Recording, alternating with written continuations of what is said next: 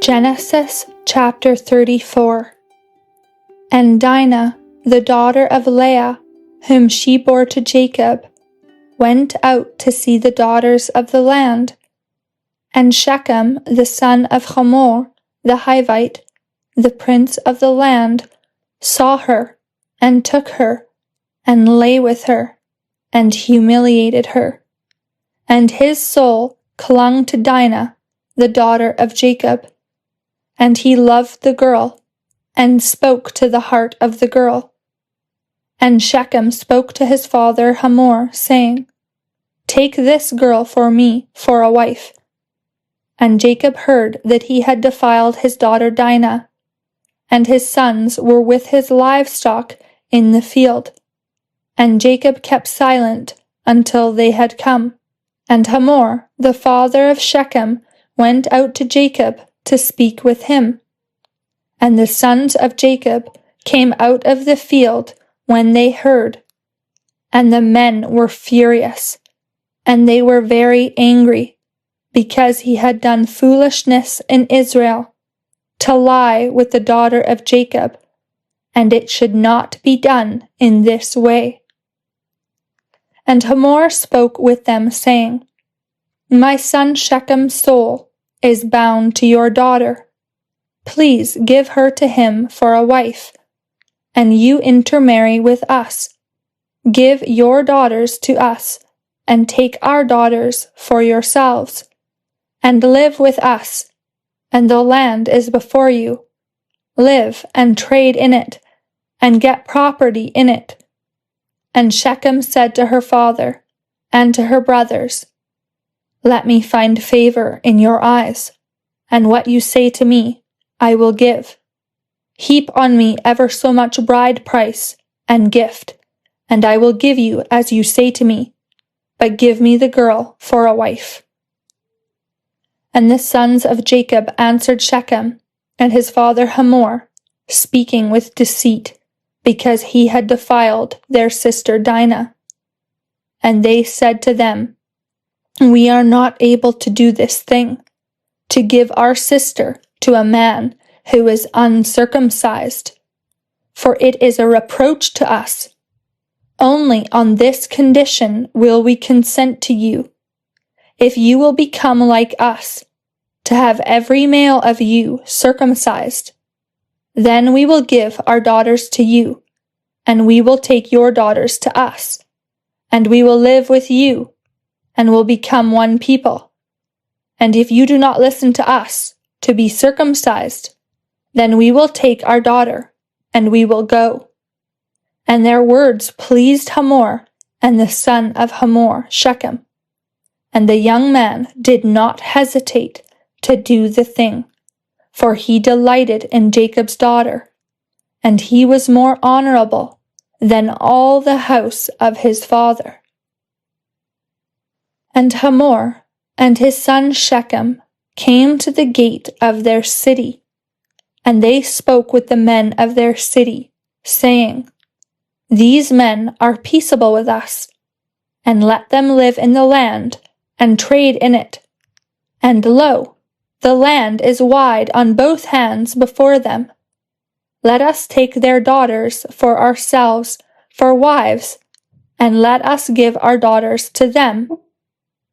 Only in this way will the men consent to us, to live with us, to become one people, that every male of us be circumcised as they are circumcised. Shall not their livestock and their property and all their beasts of burden be ours?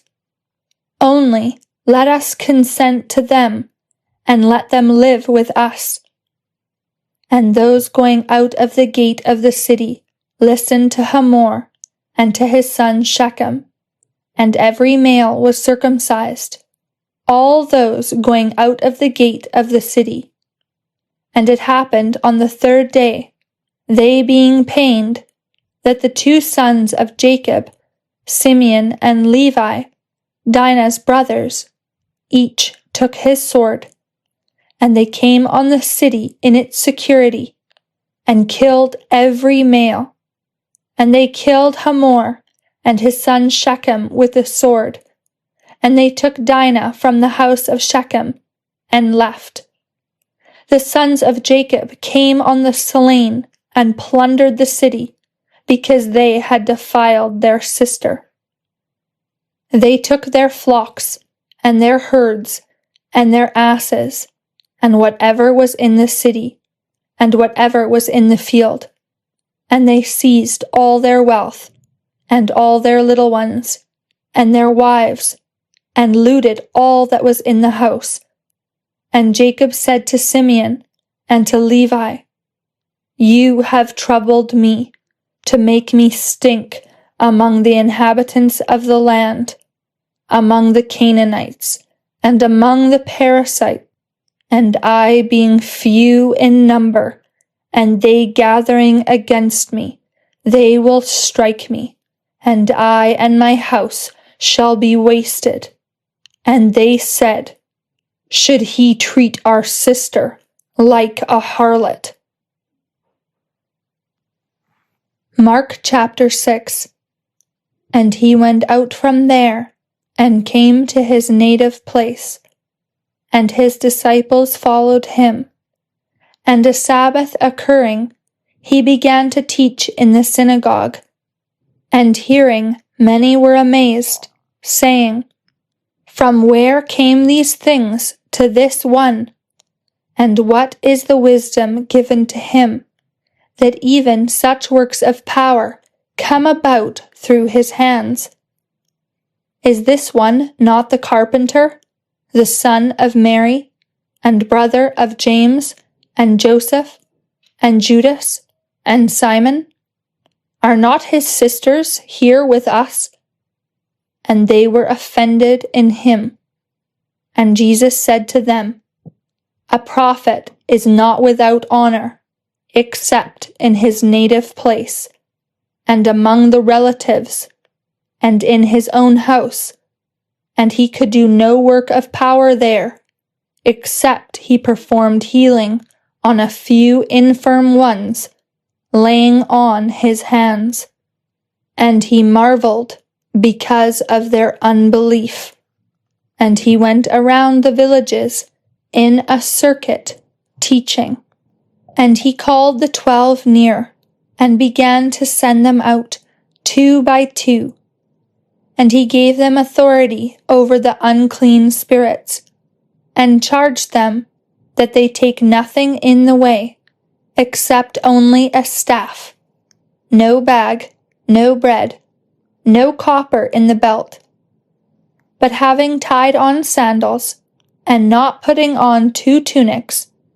And he said to them, Wherever you enter into a house, remain there until you go out from there. And as many as will not receive you, nor hear from you, having gone out from there, shake off the dust under your feet for a testimony to them. Truly, I say to you, it will be more bearable for Sodom or Gomorrah in judgment day than for that city. And going out, they proclaimed that men should repent. And they cast out many demons, and anointed with oil, and healed many sick ones. And Herod the king heard, for his name became publicly known.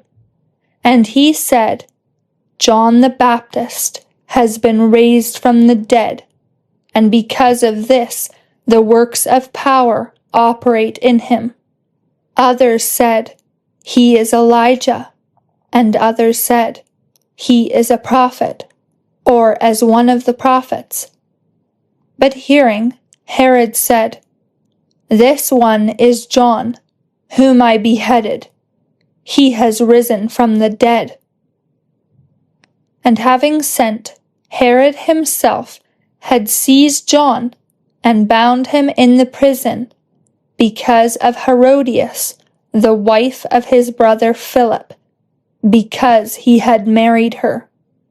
For John had said to Herod, It is not lawful for you to have the wife of your brother. and Herodias held it against him, and desired to kill him, but was not able. For Herod feared John, knowing him to be a holy and just man, and kept him safe. And hearing him, he did many things, and gladly heard from him. And a suitable day having come, when Herod made a supper for his great ones on his birthday, also the Chiliarchs and the first ones of Galilee, and the daughter of Herodias herself entering and dancing. She also pleased Herod and those reclining with him. The king said to the girl, "Ask me whatever you wish, and I will give it to you." And he swore to her, "Whatever you ask me, I will give it to you, up to half of my kingdom." And going out, she said to her mother, "What shall I ask?" And she said, "The head of John the Baptist." And immediately, going in with haste to the king, she asked, saying, "I desire that at once you give to me the head of John the Baptist on a platter." And becoming deeply grieved, because of the oaths and those reclining together, the king did not wish to reject her. And the king, sending a guardsman at once, he ordered his head to be brought. And going, he beheaded him in the prison, and brought his head on a platter, and gave it to the girl. And the girl gave it to her mother. And hearing, his disciples went and took his corpse and placed it in a tomb. And the apostles gathered to Jesus, and they told him all things, even what they did, and what they taught. And he said to them, "You yourselves come apart into a desert place, and rest a little." For those coming and those going were many, and they did not even have opportunity to eat. And they departed by boat into a desert place apart. And the crowd saw them going, and many recognized him, and they ran together on foot there from all the cities, and came before them, and came together to him. And going out, Jesus saw a large crowd, and had pity on them, because they were as sheep having no shepherd. And he began to teach them many things. And it now becoming a late hour, drawing near to him, the disciples said, "The place is a desert, and it is now a late hour. Send them away, that going away to the surrounding fields and villages, they may buy bread for themselves, for they do not have what they may eat." And answering, he said to them, "You give them food to eat." And they said to him, "Going, should we buy 200 pennyworth of bread, and give them to eat?"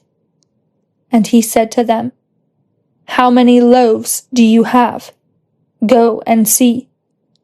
And knowing, they said, 5, and 2 fish. And he ordered them all to recline, group by group, on the green grass. And they sat, group, by 100 and by 50. And taking the 5 loaves and the 2 fish, looking up to heaven, he blessed, and broke the loaves, and gave to his disciples, that they might set before them. And he divided the 2 fish to all, and all ate, and were satisfied. And they took up 12 handbaskets full of fragments, also from the fish. And those eating were about 5,000 men. And at once he constrained his disciples to enter into the boat, and to go before to the other side, to Bethsaida, until he should dismiss the crowd. And taking leave of them, he went away to the mountain to pray. And it becoming evening, the boat was in the middle of the sea, and he alone on the land. And he saw them being distressed in the rowing, for the wind was contrary to them. And it was about the 4th watch of the night, when he came toward them, walking on the sea. And he willed to go by them. But seeing him walking on the sea, they thought it to be a ghost, and they cried out, for all saw him, and were troubled. And immediately he spoke to them, and said to them, Have courage, I am. Do not fear. And he went up to them into the boat, and the wind was cut off, and they were amazed, exceedingly beyond measure within themselves, and marveled. For they did not understand the miracle of the loaves, for their hearts were hardened. And crossing over, they came into the land of Gennesaret, and drew to the shore.